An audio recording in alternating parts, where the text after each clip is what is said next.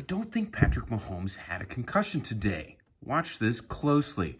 Remember, a concussion requires head trauma followed by some symptoms. Now, what we can see here is he's slow to get up, and then he's wobbly on his feet. They have to hold him up. Those could be signs of a concussion. But as we watch closer, and you'll see here, when you look in his eyes, he's a bit dazed. Definitely the right thing to do to take him out, to be cautious and evaluate him for concussion. But when we watch closely, as they replay this, he really doesn't get hit in the head. Right there, that hits his shoulder. Let's watch that again.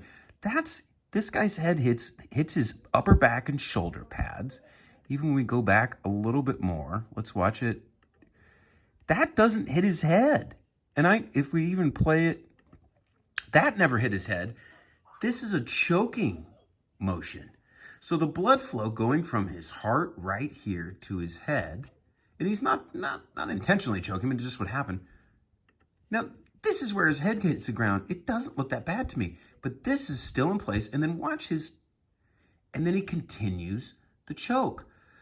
Again, a concussion is head trauma. It would be helmet to helmet, which we didn't see, which results in symptoms of headache, confusion, dizziness, knocking him out, whatever. He did have some symptoms, but there doesn't look to me to be anything significant enough for head trauma for this.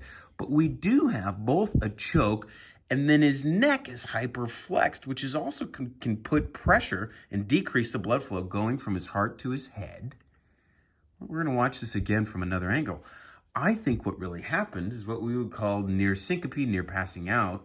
There's the choke. Again, no head trauma there.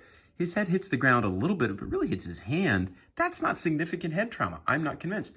Whereas if you watch that choke and his neck, I think blood flow didn't go to his head for a temporary period. And this is just like you stand up too fast, you get dizzy. He didn't have some blood flow. It takes him a little bit to get back. They take him into the to the tent, and they do their thing to evaluate him and take him out for the game, which is right. The point is that he doesn't need to go through the full concussion protocol because it's not a concussion. This was just a temporary choke. There's no choke protocol.